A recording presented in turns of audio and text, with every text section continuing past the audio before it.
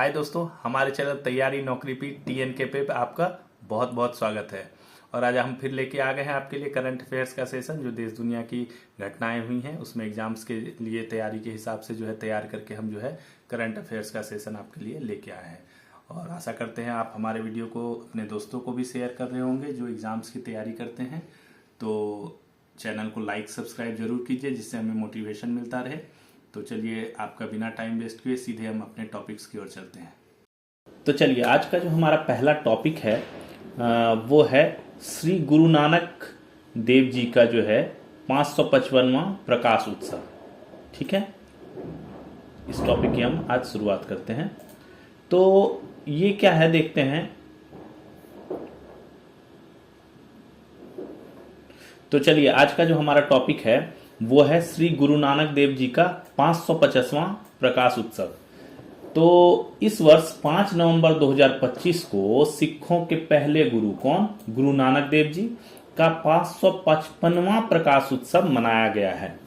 इस बार 5 नवंबर को 555वां प्रकाश उत्सव मनाया गया है। यह इनके जन्म का उत्सव है, जन्म का उत्सव मनाया गया है, यानी जयंती के तौर पे मनाया गया है। ये सिखों के सबसे प्रसिद्ध गुरु और सिख धर्म के संस्थापक थे। सिख धर्म के संस्थापक गुरु नानक देव, और ये सिखों के सबसे प्रसिद्ध गुरु, क्योंकि ये प्रथम गुरु थे इनके।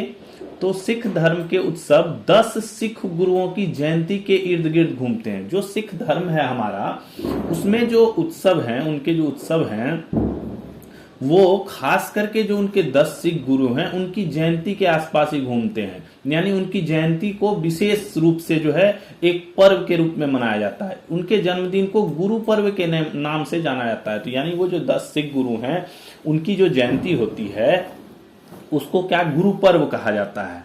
ठीक है, जयंती को 10 सिख गुरु के। यह उन 3 सिख उत्सवों में से एक है जिसकी गणना अभी भी पारंपरिक विक्रमी कैलेंडर के हिसाब से की जाती है। ये सिख में 3 उत्सव हैं। एक ये गुरु नानक देव जी का प्रकाश उत्सव जो हो गया, प्रकाश पर्व हो गया या जयंती कह लीजिए, जो भी जन्म का उत्सव हो गया, जो भी कह लीजिए। इसके अलावा कौन, बैसाखी, और एक इनका होता है बंदी छोड़ दिवस। ये 3 उत्सव विक्रमी कैलेंडर के हिसाब से गणना की जाती है। बाकी जो सिख के पर्व हैं वो नानक शाही कैलेंडर के हिसाब से निर्धारित किए जाते हैं। 3 इनके सिखों के जो पर्व हैं उसको छोड़ के बाकी जितने पर्व हैं वो नानक शाही कैलेंडर के हिसाब से निर्धारित किए जाते हैं। इनका जन्म, अब हम जन्म देख लेते हैं। गुरु नानक देव जी का जन्म कब हुआ था? 1469 ईस्वी में। कहां पे? ननकाना साहिब, पाकिस्तान में। पुराना नाम इस जगह का क्या है? राय भोए की तलवंडी। ध्यान रखिएगा, ये क्वेश्चन आ जाता है। पुराना नाम क्या है? राय भोए की तलवंडी। यहां पे इनका जन्म हुआ था। और 1539 में ये करतारपुर साहिब में ज्योति ज्योत समाये। 1539 में इनका समापन हो गया था। उसके बाद इनकी माँ का नाम था माता तृप्ता, पिता का नाम मेहता कालू तथा पत्नी का नाम माता सुलखनी जी था। ये इनका बेसिक डिटेल्स था। बटाला के निकट डेरा बाबा नानक एक जगह का नाम है। बटाला है पंजाब में, वहां पे डेरा बाबा नानक एक जगह का नाम है। वहां पे श्री दरबार साहिब गुरुद्वारा है। क्या है? दरबार साहिब गुरुद्वारा। यह वह पवित्र स्थल है, फेमस स्थल है, सेक्रेट प्लेस है, जहां क्या किया है उन्होंने 18 वर्ष तपस्या करी गुरु नानक देव जी ने। तथा गुरु नानक देव जी ने जात पात के बंधनों को तोड़ते हुए एक उपदेश दिया, जो इनका बहुत फेमस उपदेश है। किरत करो, नाम जपो और वंड छको। ये तीन जो हैं इन्होंने ये उपदेश दिए। किरत करो, नाम जपो, वंड छको। इसका मतलब क्या होता है? इसका मतलब हो गया कि किरत करो यानी मेहनत से काम करो, ईमानदारी से काम करो। नाम जपो यानी ईश्वर का नाम जपो। और क्या? वंड छको मतलब क्या हुआ? कमाया हुआ धन जैसे आप अच्छा धन कमा रहे हैं तो दूसरे जरूरतमंद जो गरीब हैं, जरूरतमंद हैं, उनके साथ उसको बांटो, यानी उनकी हेल्प करना। बेसिकली ये ये हुआ कि अपना ईमानदारी से मेहनत करो, मेहनत करने से भाई मेहनत करने से ही कोई काम मिलेगा, हमें कोई काम होगा। जैसे हम मेहनत कर रहे हैं, एग्जाम की तैयारी कर रहे हैं, तो ईमानदारी से हम मेहनत करेंगे तो हमें एग्जाम में सक्सेसफुल मिलेगा। ईश्वर का नाम जपो, भगवान का ध्यान करो, और कमाया धन दूसरे जरूरतमंदों के साथ बांटना, दूसरे जो नीडी लोग हैं, नीडी हेल्प हैं, उनकी हेल्प करना। ये इनका जो है बेसिक उपदेश था, अमर। और जो ये किरत करो, नाम जपो और वन छको, ये बहुत अमर है ये उपदेश जो है इनका। सुल्तानपुर लोधी में स्थित गुरुद्वारा संत घाट में उन्होंने एक ओंकार सतनाम करतापुरक, आप लोगों ने सुना होगा ये एक ओंकार सतनाम करतापुरक, ये उद्घोष चलता रहता है। जो सिख के हैं गुरुद्वारे में इनका उद्घोष चलते रहता है। जो सिख अनुयायी हैं वो जो है, ये इनका जो है ना मूल मंत्र, एक कह सकते हैं मूल मंत्र है, ये सिखों का जो है ना मूल मंत्र है।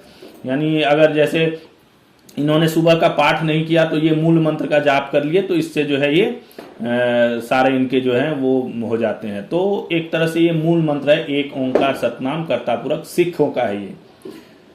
अब इस बार क्या हुआ है, इस वर्ष ऑपरेशन सिंदूर के बाद शिरोमणि गुरुद्वारा प्रबंधन कमेटी, ये गुरुद्वारा प्रबंधन कमेटी है, इन्होंने क्या किया है कि और से 4 नवंबर 2025 को 1932 सिख श्रद्धालुओं का एक जत्था अमृतसर से पाकिस्तान के लिए गया है।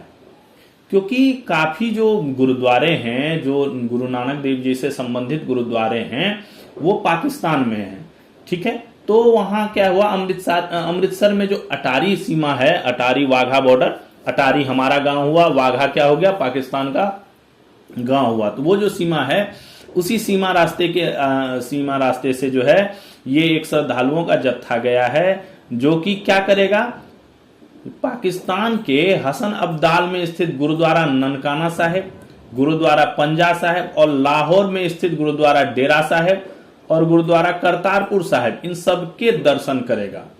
ये जो सिख श्रद्धालु हैं ये इनके दर्शन करेंगे और वापस 13 नवंबर को भारत वापस आएगा। ये जो श्रद्धालुओं का जत्था गया हुआ है। तो ये बेसिक डिटेल्स थे गुरु नानक देव जी के जीवन के ऊपर में। आज उनका प्रकाशवां 5 नवंबर को 550वां प्रकाशोत्सव मनाया गया है। तो ये था इनका बेसिक डिटेल्स जो हमें जानकारी होनी चाहिए। हम अगले टॉपिक की ओर बढ़ते हैं। अगला टॉपिक हमारा है देश के सभी जिलों में यातायात नियंत्रण कक्ष। बहुत इंपॉर्टेंट चीज, केंद्रीय सड़क परिवहन एवं राजमार्ग मंत्रालय ने 2030 ईस्वी तक सड़क हादसों की संख्या में 50% कम करने का लक्ष्य रखा है। टारगेट रखा है कि 50% जो अभी आज के डेट में सड़क हादसे हो रहे हैं उनकी संख्या में 50% कमी करने का एक टारगेट रखा गया। इस दिशा में क्या किया है, मंत्रालय ने सभी देश के सभी जिलों में यातायात नियंत्रण कक्ष स्थापित करने का निर्देश जारी कर दिया है। क्या है, देश के सभी जिलों में, देश के जितने जिले हैं सभी में यातायात नियंत्रण कक्ष स्थापित करने का निर्देश जारी किया है। यह एक ऐसी केंद्रीयकृत सुविधा होगी, सेंट्रलाइज्ड फैसिलिटीज होगी, जो क्या करेगी, सूचना, डाटा संग्रह, विश्लेषण और नियंत्रण केंद्र के रूप में काम करेगी। ये सारा चीज होगा, जैसे सूचना का इंफॉर्मेशन कलेक्ट किया जाएगा, डेटा संग्रह किया, डेटा कलेक्शन किया जाएगा, विश्लेषण किया जाएगा, जो घटनाएं होंगी या कुछ इंसिडेंट्स होंगे या उनको विश्लेषण किया जाएगा और एक कंट्रोल किया जाएगा, नियंत्रण का केंद्र बनाया जाएगा इनको। यह यातायात संबंधी डेटा एकत्र करने और विश्लेषण करने के लिए एआई का भी उपयोग किया जाएगा। इसमें एआई की भी मदद ली जाएगी ये डाटा संग्रहण करने में और इनका विश्लेषण करने के लिए। नियंत्रण कक्षों में कैमरे से जुड़े रियल टाइम मॉनिटरिंग डैशबोर्ड, जो मॉनिटर करेंगे सारी चीजों को, जो ट्रैफिक्स को मॉनिटर करेंगे। और क्या होगा, ई चलान प्लेटफॉर्म से जुड़े, जो ई चलान प्लेटफॉर्म है जिसपे इलेक्ट्रॉनिक चलान जनरेट होते हैं, जो कैमरों के थ्रू हाईवे या सड़कों पे कैमरों के थ्रू जो चलान, ई चलान जनरेट्स होते हैं, उस प्लेटफॉर्म से जो है कोऑर्डिनेट रखेगा, उस प्लेटफॉर्म से जुड़ा रहेगा, कोलैबोरेशन में चलेगा ये रियल टाइम मॉनिटरिंग डैशबोर्ड, ठीक है। तो मंत्रालय ने जो है इलेक्ट्रॉनिक इन्फोर्समेंट यानी ई इन्फोर्समेंट एसओपी, एसओपी क्या होता है, स्टैंडर्ड ऑपरेटिंग प्रोसीजर, एसओपी के तहत ये दिशा निर्देश जो है तैयार किए हैं। ये इलेक्ट्रॉनिक इन्फोर्समेंट कहा जाएगा इसको, ई इन्फोर्समेंट एसओपी, इसके तहत जो है ये दिशा निर्देश तैयार किए हैं। इसमें हाई रिस्क कॉरिडोर तथा हाई डेंसिटी कॉरिडोर जैसे रेड स्पॉट की श्रेणियां बनाई गई हैं। इसमें 2 श्रेणी बनाई गई है, क्या, हाई रिस्क कॉरिडोर और हाई डेंसिटी कॉरिडोर, इस तरह की रेड स्पॉट की श्रेणियां बनाएंगे। इसमें काफी चीजों को ध्यान में रखा गया है कि किस जगह पे हादसे हुए हैं, पिछले 1 साल में कितने हादसे हुए हैं, कहाँ पे ज्यादा मिल रहे हैं, सड़कें मिल रही हैं, हाईवे पे कई जगहों पे नीचे से ऊपर सड़कें आती हैं 2-3 जगहों से और डाइवर्सन्स होते हैं। इन सब चीजों को ध्यान में रखकर जो है ये श्रेणियां बनाई गई हैं इसमें। तो ये बहुत अच्छा प्रयास जो है केंद्रीय सड़क परिवहन एवं राजमार्ग मंत्रालय द्वारा सड़क हादसों को नियंत्रण करने के लिए किया गया है। अगला जो हमारा टॉपिक है वो है रेडियो फ्रीक्वेंसी आइडेंटिफिकेशन आधारित ट्रैकिंग सिस्टम। एक और अच्छा कदम जो है केंद्र सरकार ने जो है देश भर में शुरू करने जा रही है। ये क्या, स्कूल बसों में रेडियो फ्रीक्वेंसी आइडेंटिफिकेशन आधारित ट्रैकिंग सिस्टम शुरू करने जा रही है।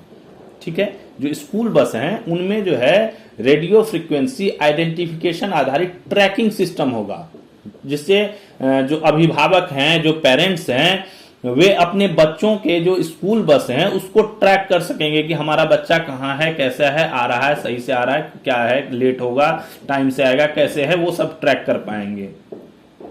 यह मॉडल किससे लिया गया? अमेरिका, चीन, सिंगापुर जैसे देशों से प्रेरित है, जहां स्कूल बस ट्रैकिंग सिस्टम पहले से लागू है। इन सब जो कंट्रीज हैं इनमें जो है स्कूल बस ट्रैकिंग सिस्टम पहले से लागू, तो इसी को देखते हुए, इसी से प्रेरणा लेकर जो है भारत में जो है केंद्र सरकार ने यह सिस्टम शुरू करने का आह्वान किया है कि यह सिस्टम अभी शुरू किया जाएगा। इसका जो मॉडल कौन तैयार कर रहा है? भारतीय मानक bureau, BIS, bureau of Indian standard, भारतीय मानक ब्यूरो इसका मॉडल तैयार करेगा। हर छात्रों को क्या दिया जाएगा? RFID टैग, यानी रेडियो फ्रीक्वेंसी आइडेंटिफिकेशन टैग दिया जाएगा, जिसमें GPS वगैरह रहेगा, और जो बस है उसमें भी GPS वगैरह रहेगा। तो ये GPS सिस्टम से सारा कनेक्शन रहेगा, जिससे जो है ये जो है ट्रैक कर पाएंगे इसको सभी लोग। अगला जो हमारा टॉपिक है वो है युवा न्याय राजदूत। कर्नाटक में क्या हुआ है, जमीनी स्तर तक कानूनी पहुंच और जागरूकता बढ़ाने के लिए खास मिशन शुरू किया गया है। ठीक है, कर्नाटक में जमीनी स्तर पर ग्राउंड लेवल तक लोगों को जागरूकता बढ़ाने के लिए या लॉ की अप्रोच वहां तक पहुंचाने के लिए एक मिशन की शुरुआत की गई है। इसके लिए क्या हुआ है, पहली बार कन्नड़ में राज्य विशिष्ट कानूनी गाइड तैयार किया गया। कन्नड़ भाषा में, एक तो उनकी जो बेसिक लैंग्वेज है, वहां की मदर लैंग्वेज जो है कन्नड़ भाषा, उसमें जो है विशिष्ट कानूनी गाइड तैयार किया गया है। जिला स्तर पर यानी डिस्ट्रिक्ट लेवल पर क्या किया है, वकीलों को, एडवोकेटों को सामुदायिक न्याय सहयोगी के रूप में प्रशिक्षण दिया जा रहा है। जो वकील हैं उनको जिला लेवल पे प्रशिक्षण दिया जा रहा है। और क्या किया जा रहा है, स्कूलों और कॉलेजों में जो छात्र हैं उनको युवा न्याय राजदूत के तौर पर बनाया जा रहा है। उनको भी कानूनी चीजों की जानकारी देकर, उनको कानून का जो है जानकारी देकर है एक युवा न्याय राजदूत के तौर पे जो है उनको तैयार किया जा रहा है। ये कर्नाटक में जो है लॉ को आम जनमानस तक, बेसिक लेवल तक, ग्राउंड लेवल तक पहुंचाने के लिए जो है ये मिशन की शुरुआत की गई है कर्नाटक में। अगला जो हमारा टॉपिक है वो है पंजाब में अस्थायी भवन में विधानसभा का 1 दिवसीय सत्र। इस टॉपिक पे हमने पहले भी डिस्कशन कर रखा है, आप हमारे पीछे वीडियो में देख सकते हैं, तो इस पे एक बार छोटा सा ये टॉपिक है। 24 नवंबर 2025 को पंजाब में पहली बार विधानसभा का 1 दिवसीय सत्र अस्थायी भवन के बजाय कहां पे होगा? टेंट सिटी में होगा। श्री आनंदपुर साहिब टेंट सिटी में जो है ये होगा। यह अस्थायी विधानसभा परिसर भी ली कार्बुजिया द्वारा चंडीगढ़ में डिजाइन की गई मूल विधानसभा की तर्ज पर बनाया गया है। इसका जो रूपरेखा है, जो ये अस्थायी टेंट भवन में जो 1 दिन चलेगा, 1 दिवसीय सत्र जो चलेगा, उसको वो जो है श्री आनंदपुर साहिब में जो टेंट सिटी बनाई जा रही है उसको लेकर जो है उसी में बनाया जाएगा। तो ये ली कार्बुजिया द्वारा जो चंडीगढ़ में विधानसभा तैयार है, अभी वर्तमान में जो विधानसभा कार्यरत है, उसी के जैसा जो है, उसी जो है राज्यपाल के बैठने की जगह, मुख्यमंत्री के बैठने की जगह, बाकी सदस्यों के बैठने की जगह, उसी हिसाब से जो है इसको तैयार किया जा रहा है। अगला जो है हमारा टॉपिक हुनरशाला। ये क्या है? गुजरात में 40 से अधिक संस्थाओं द्वारा मिलकर किया जाने वाला एक प्रयास है, जिसके तहत 2001 के भूकंप के गुजरात के कच्छ में स्कूल छोड़ने वाले छात्रों की बढ़ोतरी के बाद उनकी स्थिति सुधारने के लिए किया जा रहा है। क्या हुआ? 2001 में भूकंप आया था, गुजरात के कच्छ क्षेत्र काफी प्रभावित हुआ था उसमें। तो उस टाइम क्या हुआ, स्कूल जो है वो काफी छात्रों ने जो है स्कूल छोड़ दिया या वो स्कूल नहीं जा पाए, ठीक है, उसमें काफी वृद्धि हो गई थी स्कूल ना जाने वाले छात्रों की। तो उनकी स्थिति को सुधारने के लिए गुजरात के 40 से अधिक संस्थाओं ने मिलकर एक प्रयास शुरू किया है।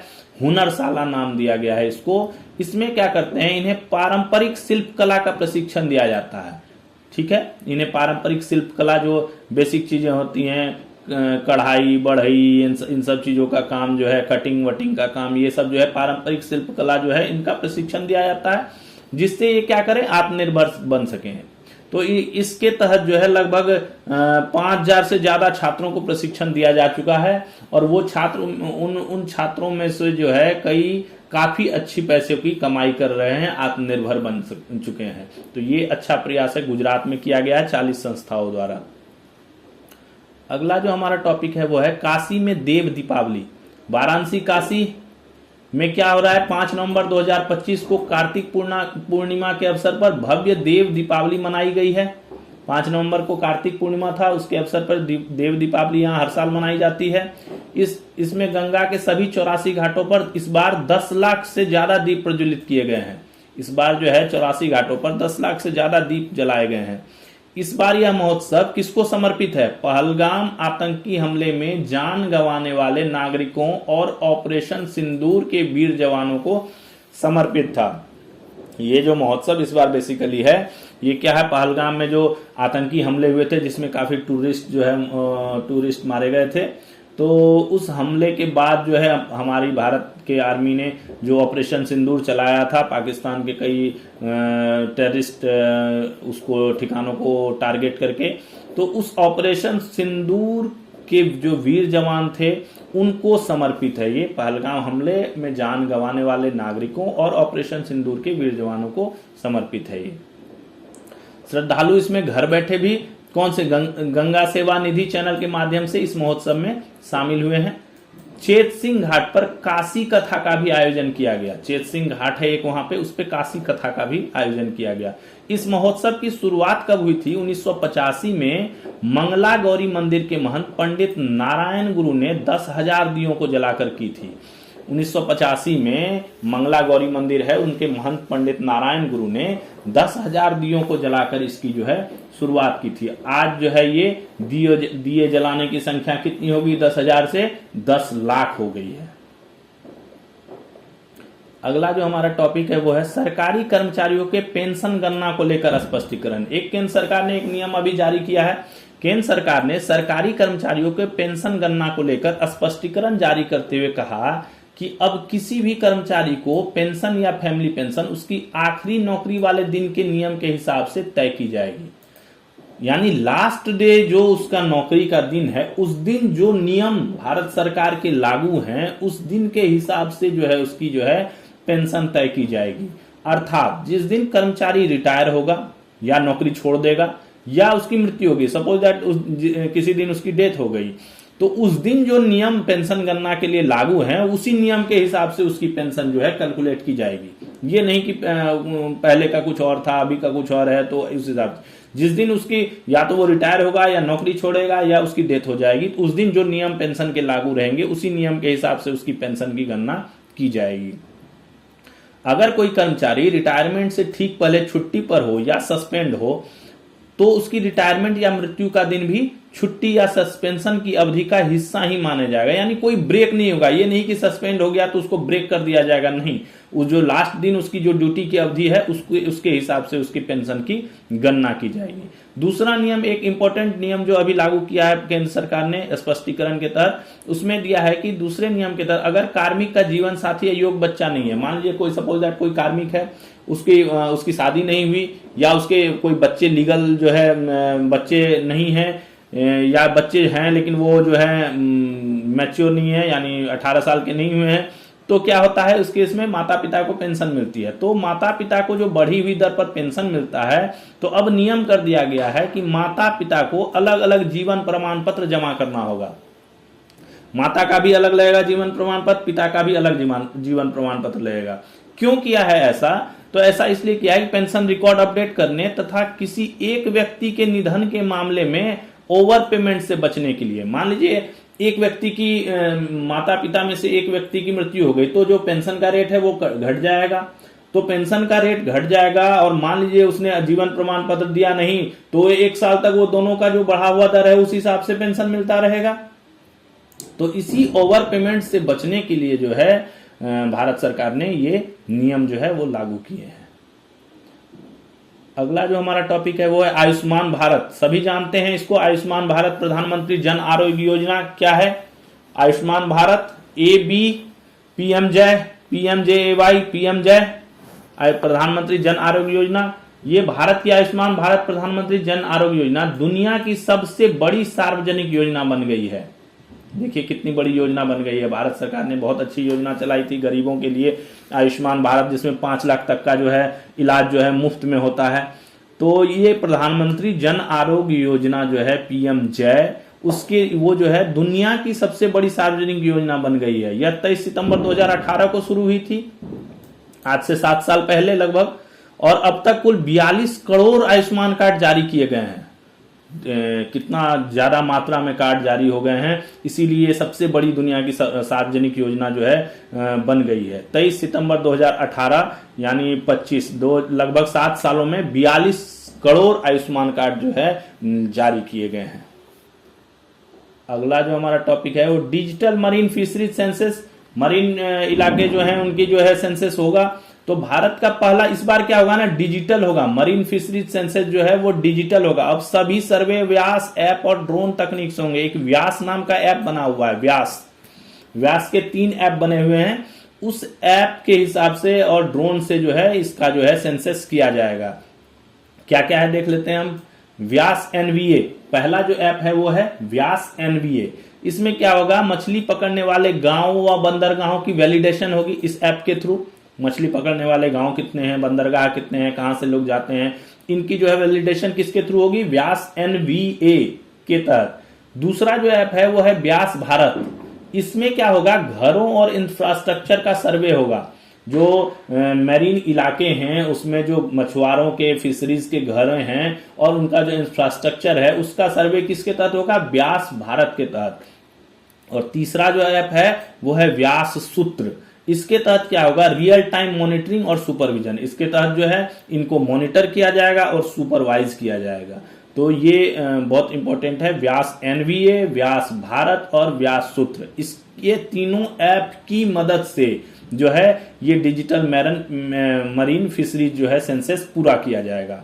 इस ऐप को ICAR और CMFRI ने बनाया है। ICAR CMFRI ने इसे डिजाइन किया है, बनाया है। यह सर्वे कब से चलेगा, 3 नवंबर से चलेगा और 18 दिसंबर तक, लगभग 45 दिन का जो है ये सर्वे होगा। 45 दिन इसको सर्वे किया जाएगा। इसमें 13 तटीय राज्यों, केंद्र शासित प्रदेशों सहित अंडमान निकोबार द्वीप और लक्षद्वीप शामिल हैं। इसमें जो है जो भारत के 13 तटीय राज्य हैं, केंद्र शासित प्रदेश हैं, अंडमान निकोबार द्वीप है, लक्षद्वीप है, ये सब शामिल हो गए। इन सभी का सेंसस किया जाएगा, इन सभी का सर्वे किया जाएगा।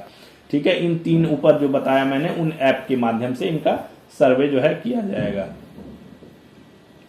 अब जब हम तटीय इलाकों की बात कर रहे हैं तो एक इंपॉर्टेंट चीज देख लेते हैं। हमारे भारत में प्रमुख बंदरगाह आज के डेट में कौन कौन है, विशाखापट्टनम, काकीनाडा, तुतीकोरिन, मंगलुरु और बैपोर। जो इंपॉर्टेंट बंदरगाह हैं वो हमारे कौन कौन से हैं, विशाखापट्टनम, काकीनाडा, तुतीकोरिन, मंगलुरु और बैपोर। ये आज के डेट में हमारे इंपॉर्टेंट बंदरगाह भारत में है। अगला जो हमारा टॉपिक है वो है न्यूयॉर्क शहर के मेयर पद का चुनाव। बहुत इंपॉर्टेंट टॉपिक है, काफी दिनों से ये चर्चा में था। पहले इसमें प्रीलिमिनरी इलेक्शंस हुए थे, उसमें भी जो थे जोहार ममदानी जो है जीते हैं, भारतीय मूल के, वो आगे थे। और अभी जो है फाइनल रिजल्ट इसका आ गया है। तो उसमें क्या हुआ है, भारतीय मूल के जोहरान ममदानी ने न्यूयॉर्क शहर के मेयर पद का चुनाव जीत लिया है। न्यूयॉर्क शहर जो है अमेरिका का, उसमें जो है क्या नाम है, मेयर पद का इलेक्शन हो रहा था। तो उसमें भारतीय मूल के जो हैं जोहरान ममदानी, याद रखिएगा, जोहरान ममदानी जो है, इन्होंने मेयर पद का इलेक्शन जो है वो जीत लिया है। वे इस पद पर पहुंचने वाले पहले दक्षिण एशियाई, साउथ एशियन और मुस्लिम व्यक्ति हैं। First south Asian and Muslim व्यक्ति। इससे पहले इस पद पे कोई नहीं पहुंचा था। उन्होंने क्या किया, रिपब्लिकन उम्मीदवार किसको हरा दिया, कर्टिस स्लीवा और पूर्व गवर्नर एंड्रयू कुओमो, इन दोनों को हरा दिया है। तो इस पे जो है डोनाल्ड ट्रंप ने जो है काफी टिप्पणी भी की है, क्योंकि ये रिपब्लिकन उम्मीदवार की विजय के पक्ष में थे कि कर्टिस स्लीवा जो है वो जीते, उनके पक्ष में थे वहां के राष्ट्रपति डोनाल्ड ट्रंप। बट जीत किसकी हुई? जोहरान ममदानी की। जोहरान ममदानी है कौन, थोड़ा सा देख लेते हैं जोहरान ममदानी के बारे में। ये प्रसिद्ध फिल्म निर्माता मीरा नायर तथा कोलंबिया विश्वविद्यालय के प्रोफेसर महमूद ममदानी के बेटे हैं। ठीक है, 2018 में ये अमेरिकी नागरिक बने थे। 2018 में ये अमेरिकी नागरिक बने। पहले इनका जो है पढ़ाई वढ़ाई कहीं और हुआ था, कंपाला वगैरह में ये पढ़े थे। तो 2018 में इनको अमेरिका की नागरिकता प्राप्त हुई और अभी जो है ये क्या बन गए हैं? न्यूयॉर्क शहर के मेयर बन गए हैं, जोहरान ममदानी। अगला जो हमारा टॉपिक है वो है पाकिस्तान सेना का पूरे देश में रेड अलर्ट। पाकिस्तान सेना ने अपने पूरे देश में रेड अलर्ट घोषित कर दिया है। कल के टॉपिक में हमने, कल का जो वीडियो है उसमें आप जाके देख सकते हैं, कल और परसों वाले वीडियो में हमने काफी युद्धाभ्यास का डिस्कस किया था। भारतीय सेना जो है काफी युद्धाभ्यास कर रही है पूर्वी क्षेत्र में, पश्चिमी क्षेत्र में, तीनों सेनाओं को मिलकर, आर्मी का अलग, नेवी का अलग, एयरफोर्स का अलग, यानी काफी सारे युद्धाभ्यास जो है वो कर रही है। तो इसके लिए क्या किया है, इससे वो होकर पाकिस्तान सेना ने भी अपने पूरे देश में रेड अलर्ट घोषित कर दिया है। थल सेना ने आर्मी रॉकेट फोर्स कमांड को सक्रिय कर दिया है। ठीक है, थल सेना जो उनकी आर्मी है उसको सक्रिय किया। एयरफोर्स ने क्या किया, लड़ाकू विमान उनके लगातार गश्त लगा रहे हैं। जो एयरफोर्स के विमान है लगभग 20-25 विमान कंटिन्यू उनके जो है आकाश में गश्त लगा रहे हैं, जो बॉर्डर इलाके हैं उनमें गश्त लगा रहे हैं। नौसेना ने भी क्या किया है, अरब सागर, ग्वादर पोर्ट और समुद्री व्यापार मार्गों की खास निगरानी शुरू कर दी है। नौसेना ने भी जो है इन सब इलाकों की जो है निगरानी, जो बॉर्डर इलाके हैं अरब सागर वाला, ग्वादर पोर्ट वाला, और जो जिससे ट्रेड्स होते हैं, जो ओशियन ट्रेड रास्ते हैं, उनकी जो है निगरानी इन्होंने शुरू कर दी है। अभी इसमें क्या हुआ है, पाकिस्तानी सरकार सेना प्रमुख असीम मुनीर जो है वहां का, उसका कार्यकाल जो है 28 नवंबर 2025 को समाप्त होना है। इसी 28 नवंबर को जो है इनका कार्यकाल जो है वो समाप्त होना है। तो कार्यकाल को संवैधानिक सुरक्षा देने के लिए 27वां संशोधन लाने की भी तैयारी की जा रही है। जो संविधान है उनका, उसमें 27वां संशोधन लाने की तैयारी की जा रही है, जिसके तहत क्या होगा कि संविधान के तहत फील्ड मार्शल के पद, अधिकार और सेवा शर्तों को स्पष्ट रूप से परिभाषित किया जाएगा। और ये दावा किया जा रहा है कि अगर ये संविधान संशोधन इनका लागू हो जाता है तो ये जो सेना प्रमुख असीम मुनीर हैं, इनका कार्यकाल लगभग 2 साल बढ़ जाएगा। 2027 तक इनका कार्यकाल जो है वो बढ़ जाएगा। इसीलिए ये संवैधानिक संशोधन लाने की पूरी तैयारी की जा रही है कि ये संशोधन लाकर फील्ड मार्शल के पद, अधिकार और सेवा शर्तों को स्पष्ट रूप से परिभाषित करके और इनका टेन्योर को जो है वो एक्सटेंड किया जाए। ये पाकिस्तान में अभी बेसिकली चल रहा है, यही कह रहा है सेवा शर्तों को स्पष्ट रूप से परिभाषित किया जाए इसी संशोधन के तहत, ये जो मैंने अभी आपको बताया।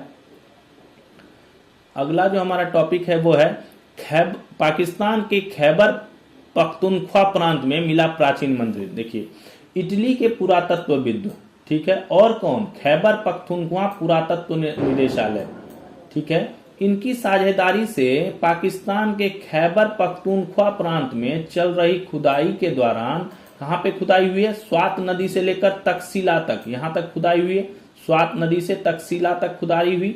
उसमें एक मंदिर और 8 नए प्राचीन स्थल मिले हैं। एक मंदिर का जो है वो मिला है और 8 प्राचीन स्थल मिले हैं।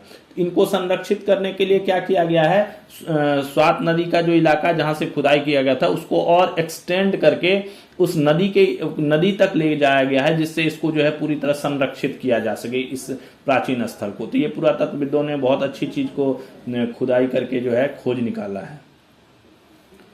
तो ये इलाका ध्यान रखिएगा, इसमें बेसिकली इलाका हमें ध्यान रखना है कि कहाँ पे मंदिर और 8 नए प्राचीन स्थल मिले हैं। तो ये है पाकिस्तान में मिला है अभी खैबर पख्तूनख्वा प्रांत में, ये इंपॉर्टेंट ध्यान रखने वाली चीज है। चलिए आगे जो है हमारा टॉपिक है वो है दुओतियान। क्या है दुओतियान?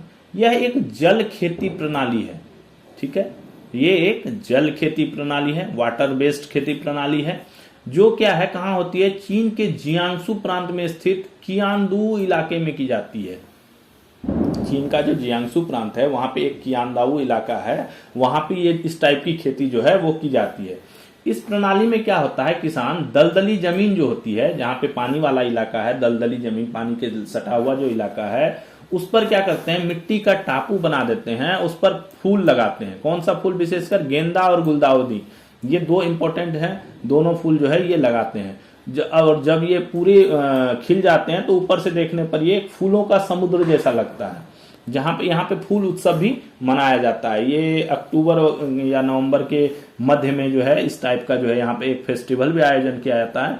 तो ये दुओतियान जो है ये एक जल खेती प्रणाली है जो चीन में की जाती है, बहुत इंपॉर्टेंट है, ध्यान रखिएगा इसको। अगला जो हमारा टॉपिक है वो है अमेरिका में 3 साल से कम उम्र के बच्चों को फ्लोराइड सप्लीमेंट्स पर रोक। अमेरिकी खाद्य एवं ड्रग्स प्रशासन FDA जो है, जो रेगुलेट्स करता है इसके खाद्य एवं ड्रग्स प्रशासन को, इसने क्या किया है, 3 साल तक के बच्चों के खाने योग्य फ्लोराइड सप्लीमेंट्स पर रोक लगा दी है। 3 साल तक, बेसिकली इसमें कहा क्या है खाद्य एवं ड्रग्स प्रशासन ने कि 3 साल से कम के जो बच्चे हैं उनको खाने योग्य जो फ्लोराइड सप्लीमेंट्स दिए जाते हैं वो नहीं देना है। क्यों नहीं देना है, कि इनका कहना है ये जो है छोटे बच्चों के आंतों के जो जीवाणु होते हैं, जो बेनिफिशियल जीवाणु हैं, जो हमारे लाभदायक जीवाणु होते हैं, उन पे ये असर डालते हैं, जिससे क्या होता है, मोटापा बढ़ने का तथा बच्चों में बौद्धिक विकास का जो है वो खतरा रहता है, यानी वो कम होता है, उस पे ये असर डालता है। इसीलिए FDA ने क्या कहा है कि 3 साल तक के बच्चों को खाने योग्य फ्लोराइड सप्लीमेंट्स पर जो है उसने पूरी तरह रोक लगा दिया है, कोई इसको जो है प्रिस्क्राइब नहीं करेगा। मैंने बताया मोटापा बढ़ने के साथ साथ बौद्धिक विकास पर ये असर डालता है। अब फ्लोराइड की बात हुई तो फ्लोराइड की कमी से क्या होता है ये भी जान लेते हैं। फ्लोराइड की कमी से दांत एवं हड्डियां कमजोर होती हैं तथा कौन सा समस्या उत्पन्न होती है, ऑस्टियोपोरोसिस, हड्डियों की जो एक बीमारी है ऑस्टियोपोरोसिस, उसकी समस्या उत्पन्न हो जाती है फ्लोराइड की कमी से। और अगर ज्यादा सेवन कर लें तो क्या होता है, अगर इसके अत्यधिक सेवन हो जाए तो अत्यधिक सेवन से क्या होता है, फ्लोरोसिस, जोड़ों में दर्द और जकड़न, ये एक बीमारी हो जाती है तथा किडनी की क्षति जैसी समस्या भी हो जाती है। इसके अत्यधिक सेवन से फ्लोरोसिस तो होता ही है, जोड़ों में दर्द और जकड़न वाली बीमारी भी हो जाती है और किडनी जो है वो भी डैमेज होने का काफी चांस रहता है। तो ये काफी खतरनाक है। पीने के पानी में इसकी मात्रा कितनी होनी चाहिए, एक नॉर्मल पीने का जो पानी है उसमें बेसिकली इसकी मात्रा कितनी होनी चाहिए जिससे ये नुकसान नहीं करेगा, तो पीने के पानी में फ्लोराइड की मात्रा 0.7 मिलीग्राम प्रति लीटर होनी चाहिए। इंपॉर्टेंट चीज है, ध्यान रखिएगा, पीने के पानी में फ्लोराइड की मात्रा 0.7 मिलीग्राम प्रति लीटर होना चाहिए, तभी वो हमारे पानी जो है वो पीने के लिए फिट है, पीने योग्य है। कई जगहों पे भारत में भी कई इलाकों में जो है फ्लोराइड की मात्रा पानी में काफी ज्यादा है, तो वहां बच्चों को काफी बीमारियां होती हैं, उनमें उनको जो है काफी सारी परेशानियां होती हैं। तो पानी में जो है मात्रा इतनी ही होनी चाहिए, ये मात्रा पानी पीने योग्य है। अगला जो हमारा टॉपिक है वो है अमेरिका में अंग्रेजी दक्षता नियम क्या लागू कर दिया है अमेरिका ने। अमेरिका में क्या हुआ, लागू नया नियम कहता है कि वाणिज्यिक लाइसेंस धारी ड्राइवरों को अंग्रेजी बोलनी समझनी आनी चाहिए। देखिए अमेरिका ने क्या लागू कर दिया है कि अंग्रेजी के बिना काम नहीं चलेगा। ठीक है, हम तो यहाँ हिंदी में बात करते हैं, बट वहां हो गया है कि अमेरिका में अंग्रेजी के बिना जो है काम नहीं। जो वाणिज्यिक लाइसेंस धारी ड्राइवर हैं, जो कॉर्पोरेट ड्राइवर्स हैं, ठीक है, जो व्यापार करते हैं, लाइसेंस धारी ड्राइवर्स जो हैं, उनको अंग्रेजी बोलनी और समझनी आनी चाहिए। यह अंग्रेजी दक्षता नियम लागू कर दिया गया है। लागू होने के बाद 7,000 से अधिक ट्रक ड्राइवरों को सेवा से निलंबित भी कर दिया गया है। ये देखिए 7,000 अधिक ट्रक ड्राइवर को सेवा से निलंबित कर दिया गया। क्योंकि ये अंग्रेजी ना बोल पा रहे थे ना समझ पा रहे थे। इनको अंग्रेजी दक्षता नियम के अनुसार जो है अंग्रेजी की जो है टेस्ट होगा उसको पास करना इनको जो है मैंडेटरी हो गया है। ये पास नहीं करेंगे तो इनको जो है ड्राइवर की नौकरी में नहीं रखा जाएगा। ये अमेरिका में एक नया कानून लागू हो गया है, अंग्रेजी दक्षता नियम, इसको ध्यान रखिए। अगला जो हमारा टॉपिक है वो है कुक बुक पद्माज ऑल अमेरिकन। क्या है, कुक बुक एक रिलीज हुआ है, पद्माज ऑल अमेरिकन। अमेरिका की मशहूर शेफ हैं कौन, पद्मा लक्ष्मी। इन्होंने क्या है एक नई कुक बुक रिलीज की है। कुक बुक, कुक मतलब खाने का चीज, खाने वाली खाने की चीजों वाली एक बुक रिलीज की है। उसका नाम है पद्माज ऑल अमेरिकन, इस नाम से एक बुक लिखी है, इसने किताब लिखी है। इस कुक बुक में क्या है, प्रवासी समुदाय के जो लोग हैं उनकी रसोई से ली गई 100 से ज्यादा रेसिपी है। जो प्रवासी लोग हैं, प्रवासी समुदाय के लोग हैं, उनकी जो रसोई में जो खाने की चीजें बनती हैं उसमें से ली गई 100 से ज्यादा रेसिपी के बारे में इसमें बेसिकली बताया गया है। ये एक TV show test the nation भी चलाती हैं। टेस्ट द नेशन करके एक शो आता है, अमेरिकी शो है, उसको ये जो है होस्ट करती हैं, उसको चलाती हैं। ये कौन, मशहूर से पद्मा लक्ष्मी। अगला जो हमारा टॉपिक है वो है CBI cap securities limited, CBI sorry ये गलत हो गया, एसबीआई होगा यहाँ पे ये, अच्छा देखिए यहाँ सही लिखा हुआ है एसबीआई ग्रुप, ये 100 हो गया यहाँ पे। एसबीआई ग्रुप सिक्योरिटी लिमिटेड के नए एमडी और सीईओ नियुक्त, ठीक है। एसबीआई ग्रुप की जो कंपनी है एसबीआई कैप सिक्योरिटीज, जो म्यूचुअल फंड्स वगैरह को रेगुलेट करती है, उसमें जो है श्रीमती भुवनेश्वरी ए को अपना एमडी और सीईओ नियुक्त किया है। अपना मैनेजिंग डायरेक्टर और चीफ एग्जीक्यूटिव ऑफिसर जो है किसको नियुक्त किया है, श्रीमती भुवनेश्वरी ए को। ये पहले भी एसबीआई में महाप्रबंधक के तौर पे जो है कार्य कर चुकी हुई हैं और काफी एक्सपीरियंस्ड हैं, ठीक, एक्सपीरियंस्ड लेडीज हैं और काफी योग्य हैं। तो उसको जो है एसबीआई ने एसबीआई कैप सिक्योरिटीज लिमिटेड का जो है एमडी और सीईओ जो है नियुक्त कर दिया है। अगला जो टॉपिक है वो हिंदुजा ग्रुप। हिंदुजा ग्रुप काफी फेमस ग्रुप है। हिंदुजा ग्रुप का कौन कौन सा कंपनी का नाम आप जानते हैं, बताएं, कमेंट्स में बताएं कि हिंदुजा ग्रुप के कौन कौन से कंपनी का नाम आपको पता है। हम अभी आगे आपको बताएंगे। हिंदुजा ग्रुप के चेयरमैन का निधन हो गया है। हिंदुजा ग्रुप के जो चेयरमैन थे उनका निधन हो गया। ब्रिटेन के सबसे अमीर कारोबारी परिवार के मुखिया, ब्रिटेन का सबसे अमीर कारोबारी परिवार के मुखिया तथा हिंदुजा ग्रुप के चेयरमैन कौन, पी हिंदुजा का 85 वर्ष की उम्र में लंदन में निधन हो गया है। हिंदुजा ग्रुप के चेयरमैन थे पी हिंदुजा, इनका जो है लंदन में डेथ हो गया है। हिंदुजा और उनका परिवार लगातार 4 साल से the Sunday times rich list में ब्रिटेन के सबसे अमीर लोगों की सूची में शीर्ष पे है। देखिए ब्रिटेन के सबसे अमीर लोगों की सूची में ये टॉप पे है, ठीक है। जो पी हिंदुजा का हिंदुजा ग्रुप है और ये जो सबसे अमीर लोगों की सूची में शीर्ष पे थे ये पी हिंदुजा, ठीक है। इन ये जो है the Sunday times rich list में और लगातार 4 साल से हैं इस शीर्ष पर।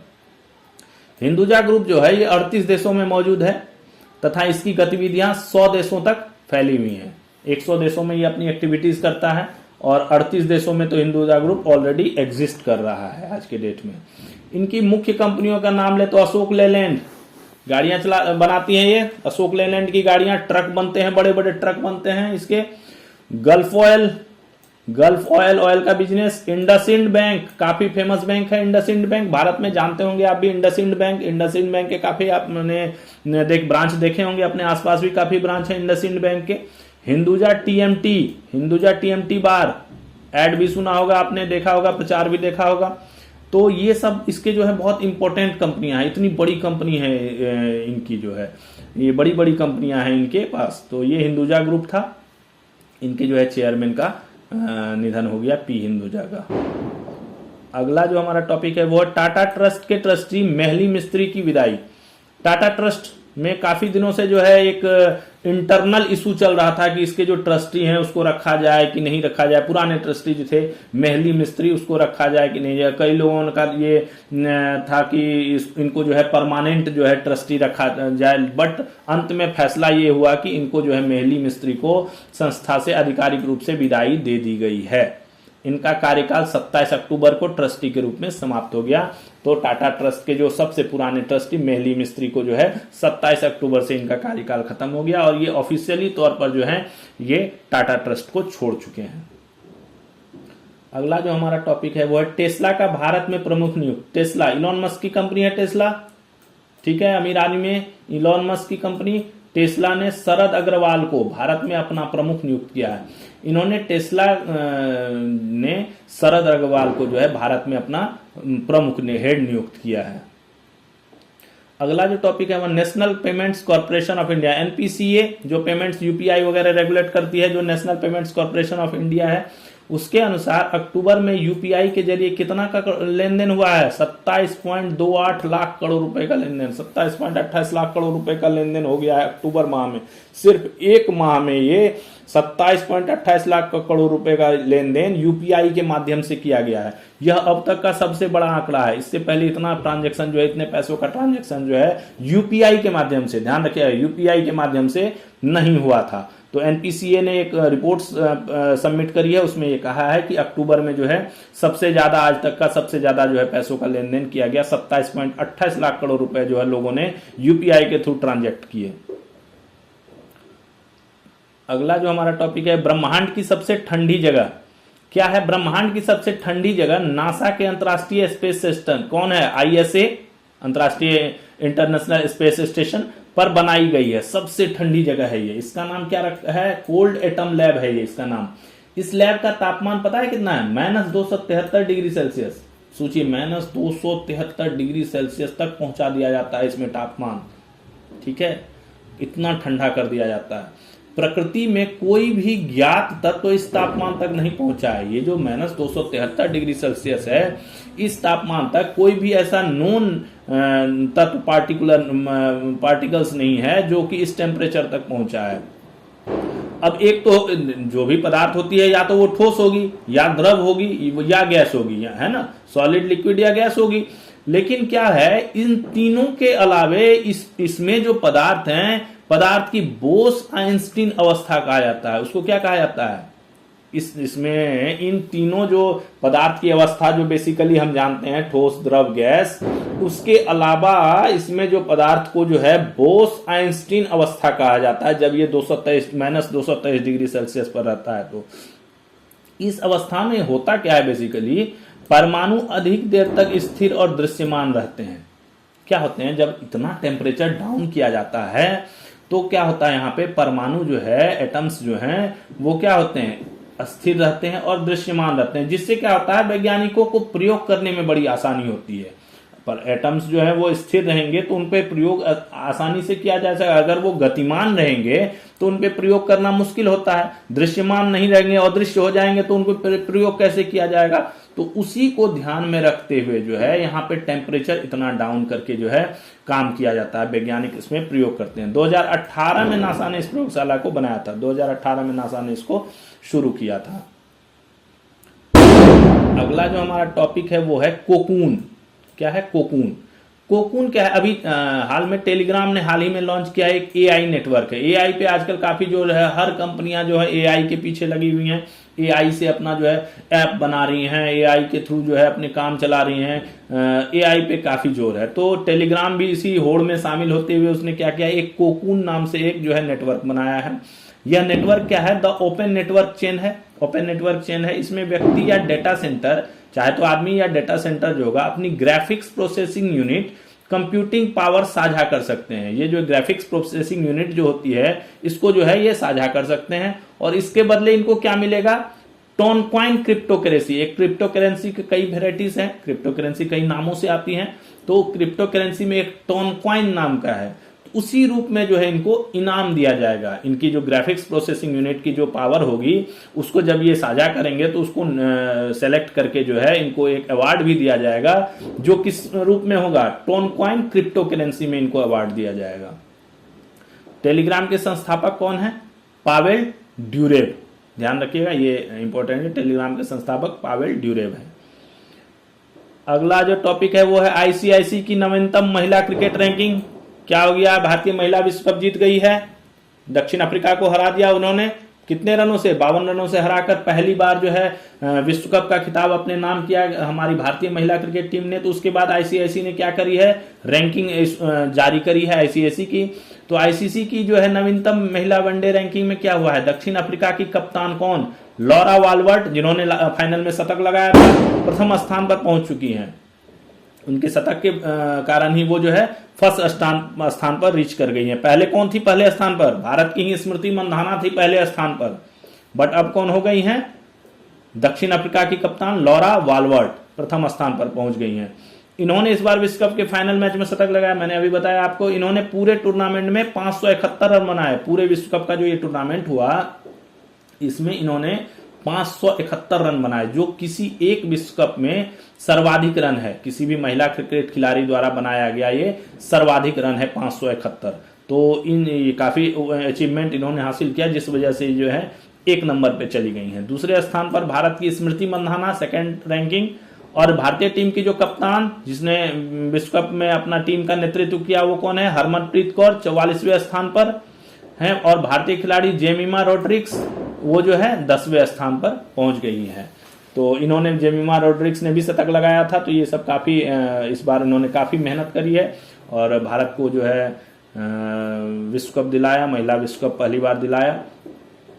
तो ये आईसीसी ने इसके बाद रैंकिंग जारी करी है, जिस हिसाब से ये फर्स्ट स्थान लॉरा वॉलवर्ट दक्षिण अफ्रीका की कैप्टन, सेकेंड स्थान पे भारत की स्मृति मंधाना और अपनी जो कैप्टन है वो 14वें स्थान पे है। अगला जो हमारा टॉपिक है वो है अंतर्राष्ट्रीय ओलंपिक समिति। क्या किया अंतर्राष्ट्रीय ओलंपिक समिति ने? अभी ओलंपिक होगा, कब होगा? एक 2026 में होगा। कौन सा होगा 2026 में? शीतकालीन। और 2028 में कौन सा होगा? ग्रीष्मकालीन। तो 2028 में होने वाले ओलंपिक में भारोत्तोलन स्पर्धाओं की संख्या 12 कर दी है। कितने? 12। पहले कितने थे? पिछले साल जो, और पिछले 2024 के ओलंपिक में कितने थे? 2024 में जो ओलंपिक हुआ पिछले साल, उसमें पेरिस ओलंपिक जो हुआ था उसमें यह संख्या 10 थी। 5-5 यानी 5 पुरुषों की और 5 महिलाओं की स्पर्धा थी। बट अब क्या होगा? भारोत्तोलन में वेट लिफ्टिंग, भारोत्तोलन वेट उठाना, उसमें जो है 12 कर दी गई है। 5 महिलाओं की और 5 पुरुषों की। ठीक है, ये कर दी गई। पिछले 2024 की पेरिस ओलंपिक में यह संख्या 10 थी। भारतीय भारोत्तोलक, पिछले बार हमें पदक भी मिला था, ध्यान है, मीराबाई चानू ने जो है पिछले ओलंपिक में रजत पदक जीता था। ठीक है, पिछले मैच में, पिछले ओलंपिक में जो है, जो हमारी वेट लिफ्टर मीराबाई चानू थी, इन्होंने रजत पदक दिया था। तो बट इन्होंने 49 केजी के वेट में श्रेणी में खेला था। इस बार जो है 49 केजी वाला श्रेणी खत्म कर दिया है। अंतर्राष्ट्रीय ओलंपिक समिति ने 49 केजी वाला श्रेणी ही खत्म कर दिया है। अब जो श्रेणी शुरू हो रही है वो 53 से ऊपर शुरू हो रही है। बट इस बार मीराबाई चानू बोल रही है कि फिर खेलेंगी 53 से ऊपर वाले में ही भाग लेंगी वो। अगला 2026 का देख लेते हैं हम। अगला ओलंपिक जो अभी तक डिसाइड हो रखा है कि कहाँ कहाँ होना था, उसका एक जिस्ट हम देख लेते हैं। अगला 2026 का शीतकालीन ओलंपिक कहाँ होना है? इटली में। 2028 का ग्रीष्मकालीन ओलंपिक कहाँ होना है? लॉस एंजल्स अमेरिका में। 2030 का शीतकालीन फिर कहाँ होगा? ओलंपिक फ्रांस में। 2032 का ग्रीष्मकालीन कहाँ होगा? ओलंपिक ब्रिस्बेन ऑस्ट्रेलिया में। और 2034 वाला जो होगा शीतकालीन वो साल्ट लेक सिटी दोबारा अमेरिका में।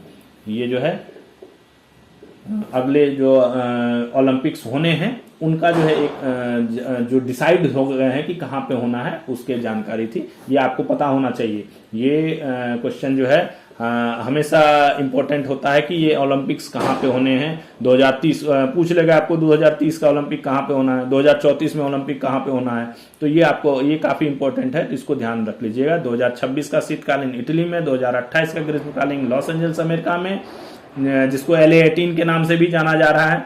2030 का शीतकालीन ओलंपिक फ्रांस में। 2032 का ग्रीष्मकालीन ओलंपिक ब्रिस्बेन ऑस्ट्रेलिया में। और 34 वाला शीतकालीन जो है वो साल्ट लेक सिटी अमेरिका में खेला जाएगा।